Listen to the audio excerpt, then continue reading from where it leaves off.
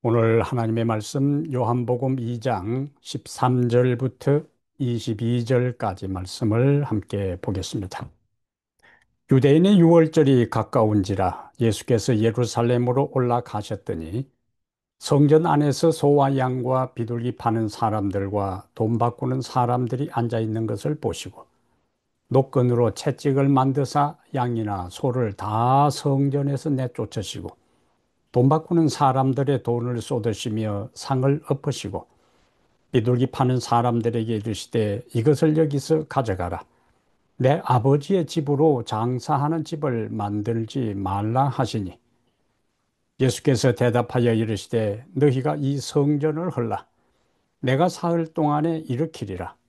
유대인들이 이르되 이 성전은 46년 동안에 지었거늘 네가 3일 동안에 일으키겠느냐 하더라. 그러나 예수는 성전된 자기 육체를 가리켜 말씀하신 것이라. 죽은 자 가운데서 살아나신 후에야 제자들이 이 말씀하신 것을 기억하고 성경과 예수께서 하신 말씀을 믿었더라. 아멘.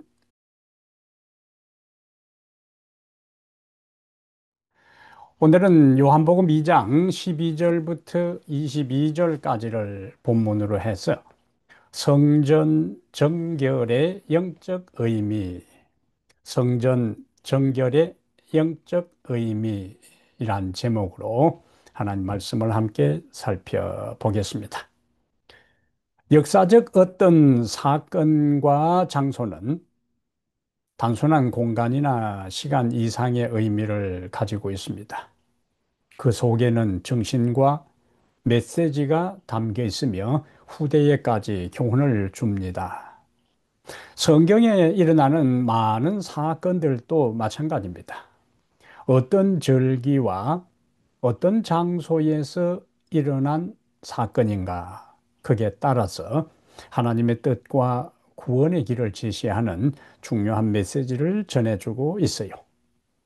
오늘 우리가 함께 살펴볼 요한복음 2장 13절부터 22절은 유월절 절기에 예루살렘 성전에서 일어난 한 사건을 기록하고 있어요.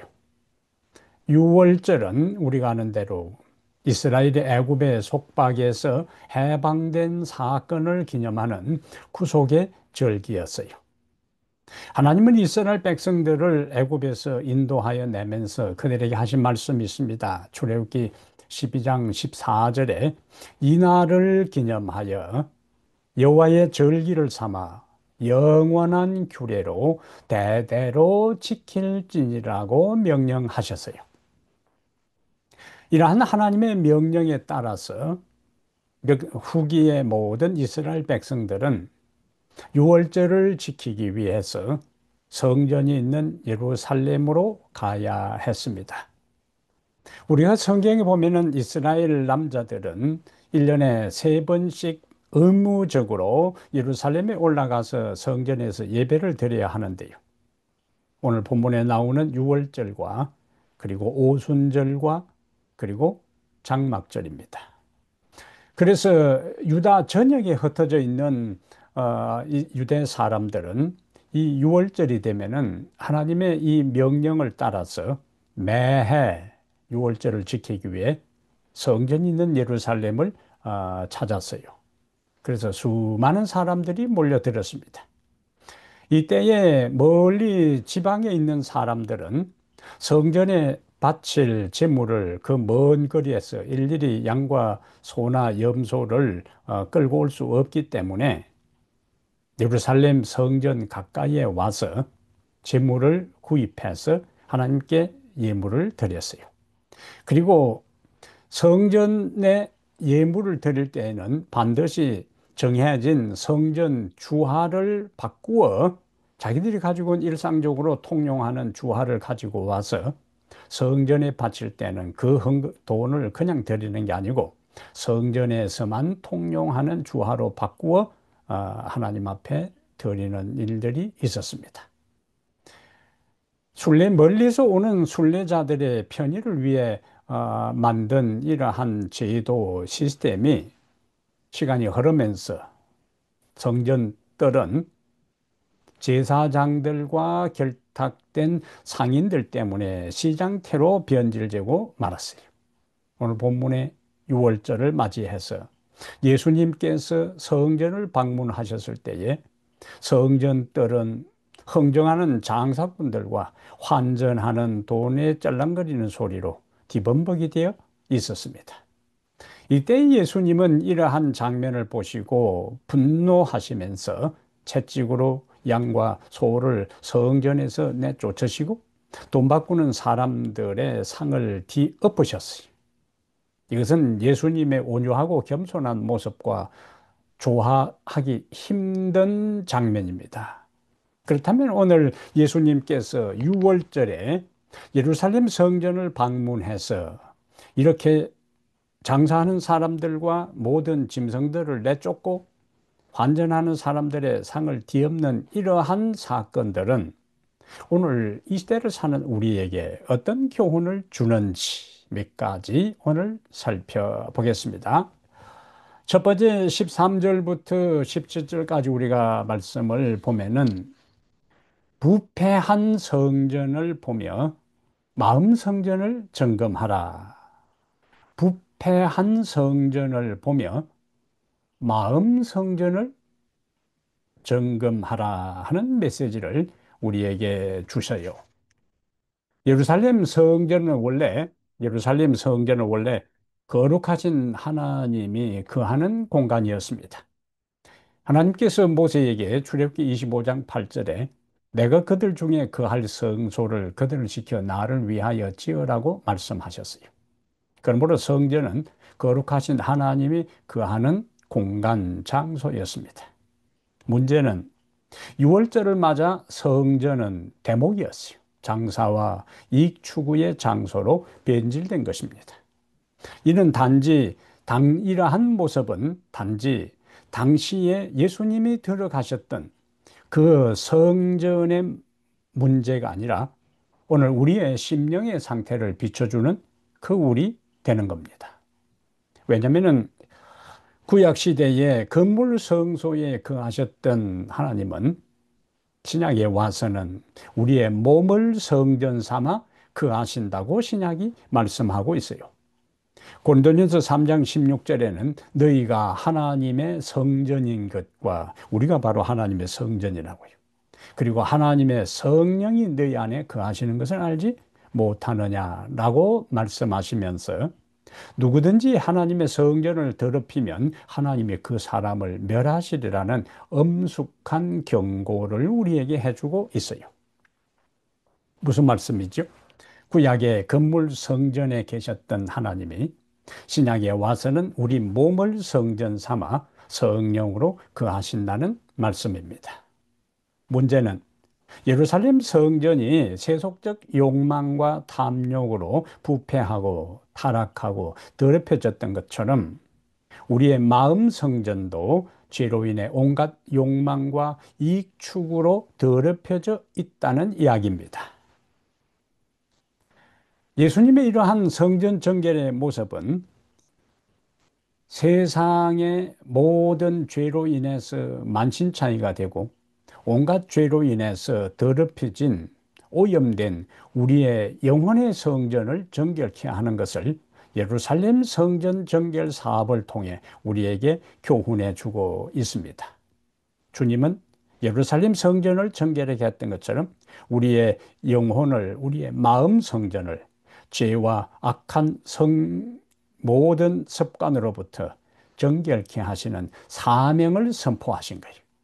단지 죄로 인해 더럽혀진 욕망과 탐욕으로 얼룩진 예루살렘을 성전을 정결케 하신 그 사건으로 끝나는 게 아니고 그러한 사건을 통하여 훗날의 시대를 살아가는 사람들에게 주님은 내가 너희들의 마음 성전을 예루살렘 성전을 정결케 한 것처럼 깨끗하게 해 주겠다는 메시지를 우리에게 전해주고 있어요. 시대소망 161페이지에는 성전을 세상에 매매하는 자들부터 깨끗하게 하심으로 주님은 죄의 더러움에서 마음을 정결하게 하시는 당신의 사명을 선포하셨다라고 말씀해요. 곧 영혼을 부패시키는 세속적인 욕망과 이기적인 정욕과 악한 습관으로부터 정결하게 하시는 것이 바로 메시아로서 그리스도로서 예수님의 사명이었음을 선포하고 있는 것입니다. 예루살렘 성전을 정결하게 하신 예수님은 오늘 우리의 마음 성전을 정결하게 하기를 원하십니다.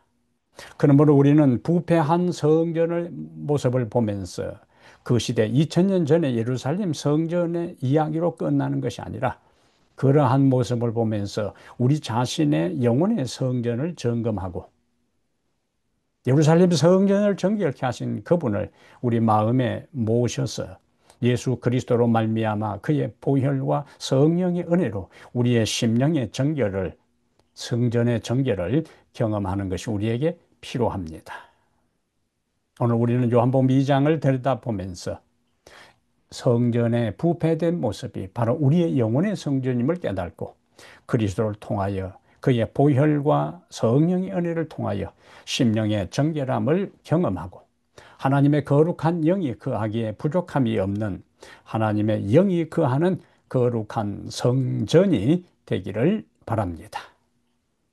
두 번째, 성전 정결의 영적 의미, 예수님께서 성전을 정결케 하신 일을 통해 우리에게 주는 기별이 있어요. 19절부터 21절의 말씀입니다. 무너진 성전을 보며 부활의 소망을 품어라. 무너진 성전을 보며 부활의 소망을 품으라는 기별을 주셔요. 예수님께서는 이 성전을 헐라라고 말씀하셨어요. 그 당시 그 말씀을 듣는 사람들이 무슨 의미인지 유대인들도 몰랐고 제자들도 깨달지를 못했어요. 근데 요한은 훗날 그 사건, 그때의 이야기를 기억하고 기록하면서 이 성전을 헐라 내가 사흘 만에 일으키리라 했던 예수님의 말씀을 인용한 다음에 이는 성전된 자기 육체를 가리킴이라 라고 그 말씀 끝에 이어서 설명을 하고 있습니다. 예수님께서 말씀하신 성전을 헐라 하셨던 것은 자기 몸을 이야기하는 것이고 성전을 헐라 자기 몸을 이야기하고 자기 몸이 흐려졌다 무너졌다 하는 이야기는 그 성전이 무너진 것은 바로 십자가에서 돌아가시는 것을 의미했습니다. 사실 예수님께서 십자가 위에 돌아가셨을 때에 그동안 눈에 가시처럼 여겨졌던 예수님께서 죽었을 때 유대인들은 자신들의 손으로 성전을 헐겠다고 말하던 예수님을 십자가에 죽인 후에 성리감에 도취되어 기뻐 날뛰었습니다. 반대로 대조적으로 제자들의 마음은 산산조각이 났어요. 모든 것을 버리고 따라 나섰던 메시아, 이스라엘을 구원할 소망 왕이라고 믿었던 분이 십자가에서 한 번의 저항의 몸짓도 없이 그대로 참혹하게 돌아가셨기 때문입니다. 그날은 성전이 헐어진 그날, 예수님의 몸이 십자가에서 찢겨진 그날, 예수님께서 십자가에 처참하게 돌아가신 그날은 제자들에게 있어서 모든 소망이 끊어진 것처럼 보였던 절망의 금요일이었습니다. 그런데 예수님은 이 성전을 헐라라고 말씀하신 것으로 끝나지 않고 내가 사흘 동안에 일으키리라고 말씀을 하셨어요. 예수님이 하신 말씀대로 그는 죽음의 권세를 깨뜨리고 무덤을 박차고 부활하셨어요. 십자가에 무너졌던 성전된 예수님의 몸이 다시 세워진 것입니다. 부활하신 예수님은 사흘 만에 부활하신 예수님은 유대인들을 두려워하여 다락방에서 문을 걸어 잠그고 두려움에 떨고 있던 제자들이 있는 한복판에 나타나셨어요. 그때 예수님께서 하신 첫마디 말씀이 있습니다.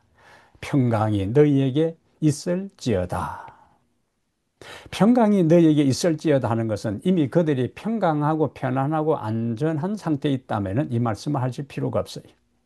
제자들은 예수님이 돌아가신 후에 예수님이 사흘 만에 일으키라는 말씀의 의미를 몰랐기 때문에 그들은 철저하게 절망하고 있었습니다.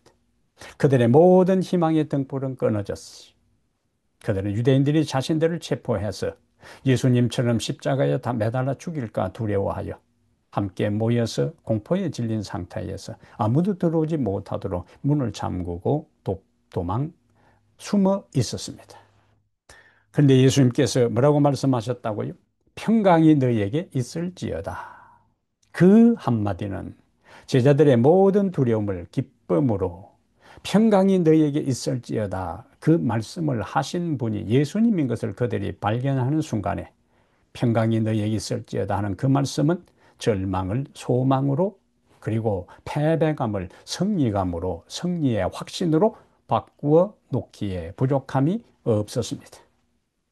처음에 예수님이 그 현장에 나타나셨을 때에 없었던 도마도 나중에 예수님이 두 번째 나타나실 때 그 현장에 함께 있으면서 예수님의 못자국 난 손을 만져보고 허리에 손을 넣어본 다음에 부활한 예수님을 확인한 다음 나의 주님, 나의 하나님이라고 고백합니다.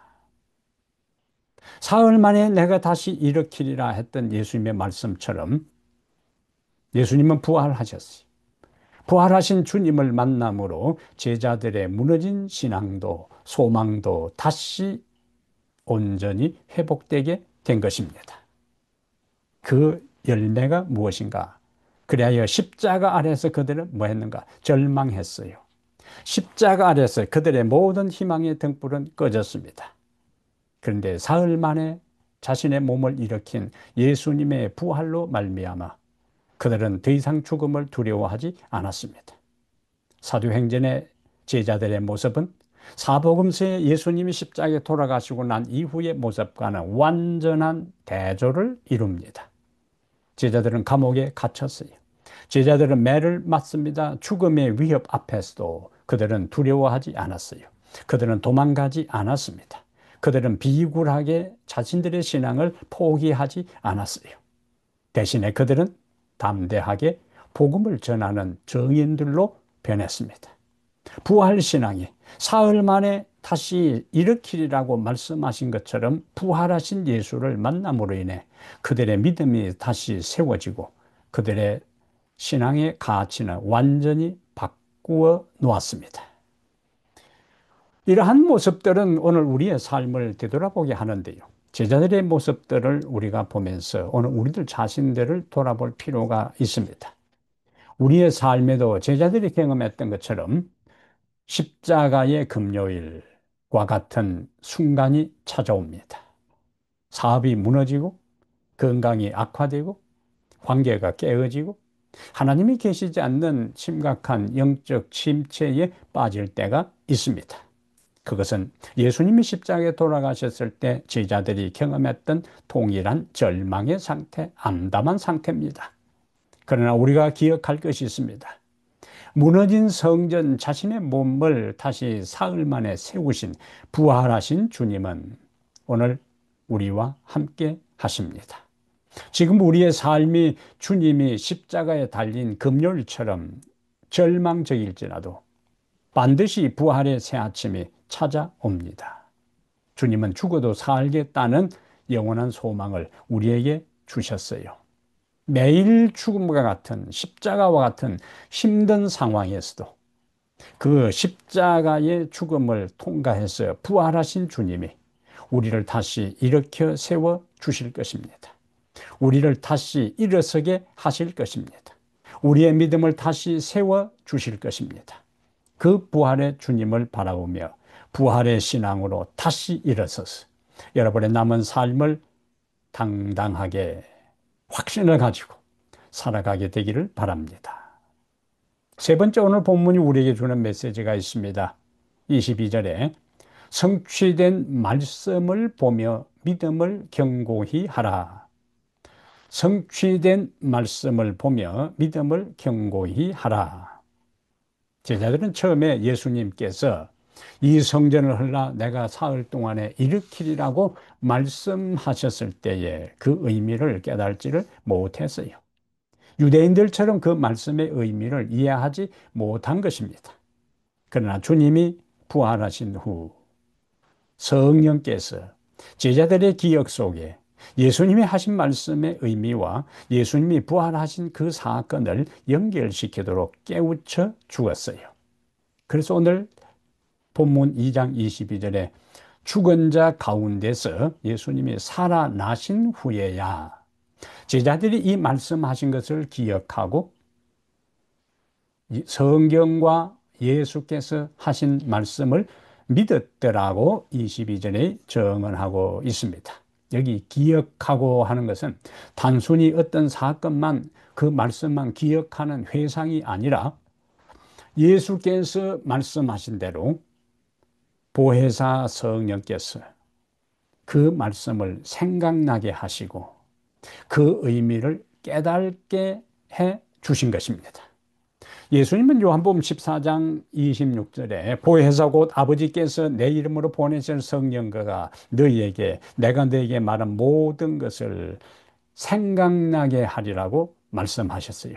그 예수님의 말씀대로 성령께서 예수님이 유대인들과의 논쟁 속에서 말씀하신 성전 정결하게 하신 이후에 논쟁하신 그 말씀의 의미를 제자들이 깨달도록 성령께서 그들에게 말씀을 기억하게 하시고 의미를 깨닫게 하셨다는 말씀입니다. 성령께서 예수님께서 하신 말씀과 예수님의 부활의 사건을 연결시켜 주실 때에 예수님이 말씀하신 성전은 헤롯이 46년 동안 건축했다고 유대인들이 이야기했던 그 예루살렘 성전이 아니고 주님의 몸을 가리킨 것이었구나. 십자가에서 죽으시고 사흘 만에 부활하실 것을 예언하신 말씀이구나라고 그들이 깨달았다는 거예요. 이렇게 성령께서 일깨우신 기억은 믿음의 열매로 나타나 제자들로 하여금 성경을 믿게 하고 예수님의 말씀을 믿게 하고 예수님의 말씀을 믿었다는 것은 예수님의 존재와 그분의 인격을 믿었다는 것이고 그분이 말씀하신 대로 그들에게 주어진 사명을 따라 죽음을 두려워하지 않고 순교자적 자세로 담대하게 복음을 전하는 믿음의 일꾼들로 거듭나게 된 것입니다. 하나님의 말씀은 우리의 마음에 간직된 보물과 같습니다. 하나님의 성령께서 우리의 마음에 간직된 말씀을 필요할 때마다 그 말씀을 기억나게 하시고 그 말씀의 의미를 깨닫게 하시고 그 말씀을 깨닫게 한 다음 우리의 믿음을 굳게 세워 주십니다. 그래서 때때로 우리가 들은 말씀이 그 당시에는 당장 그 의미가 분명하고 명확하게 이해되지 않을 때가 있습니다. 우리에게 일어나는 삶의 일도 여러 시련과 아픔도 마찬가지입니다. 왜 시련이 찾아오는지, 왜 나에게 연속적인 고난이 이어지는지, 이 고난을 통한 하나님의 뜻이 무엇인지 알 수 없어 혼란스러울 때가 있습니다.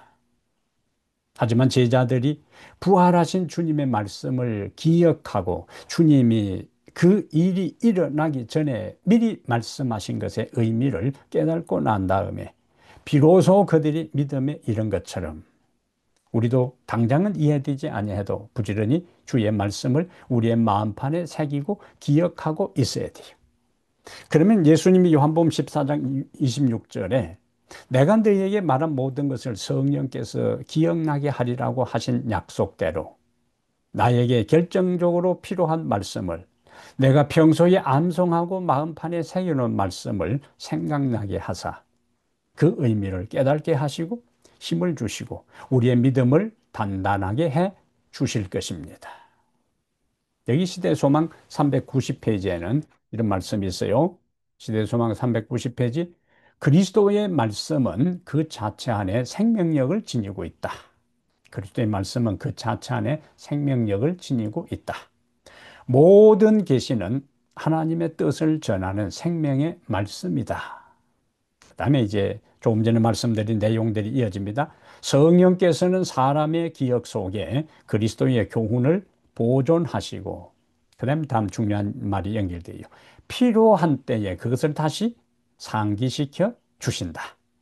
이렇게 해서 진리가 새롭게 마음에 부각될 때 그것은 영혼의 능력과 소망을 준다. 성령께서 말씀을 깨우쳐 주실 때 우리는 그때 그 말씀이 이런 뜻이었구나 하고 하나님께서 하신 말씀의 의미를 깨닫고 용기를 갖게 됩니다. 그리고 성취된 말씀을 경험할 때마다 우리의 믿음 더욱더 단단해지고 굳건해지고 튼튼해지고 견고해지는 것입니다. 하나님께서 과거에 하신 말씀이 성취된 것을 보면서 앞으로 성취되지 않은 말씀까지도 하나님께서 반드시 이룰 것이라는 것을 믿을 수가 있어요. 그러므로 우리는 성취된 말씀을 바라보며 믿음을 더욱 굳건히 세우고 아직 이루어지지 아니하는 약속들도 반드시 성취될 것을 확신하며 살아가는 성도들이 되어야 할 것입니다. 사랑하는 여러분, 예루살렘 성전처럼 우리의 마음 성전도 죄와 세속적 욕망으로 오염되어 있을 수 있어요. 예수님이 예루살렘 성전을 정결하게 하신 것처럼 우리의 마음 성전을 정결하게 하기를 원하십니다.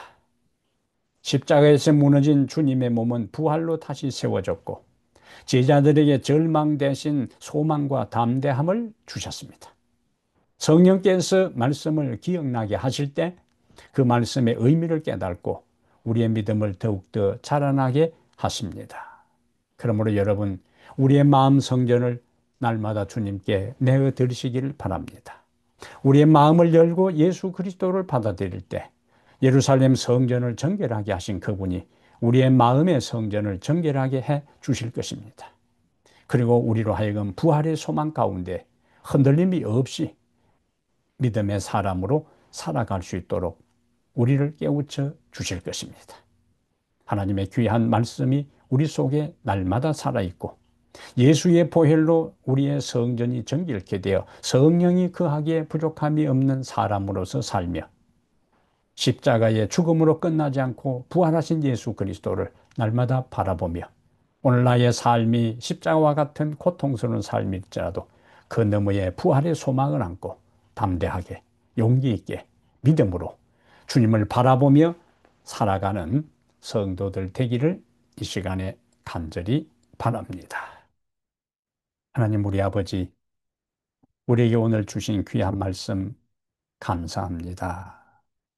오늘 우리의 삶에 당장에 이해되지 아니하는 가운데서도 주께서 때가 되면 성령으로 이해하게 할 것이고 우리의 죄로 더럽혀진 영혼을 주께서 정결하게 하실 것이고 우리의 삶의 암담하고 고통스러운 가운데서도 부활의 소망과 하나님께서 더 큰 새로운 희망의 새 아침을 허락하신다는 것을 기억하고 믿음으로 살아가는 저희들 모두 되게 하옵소서.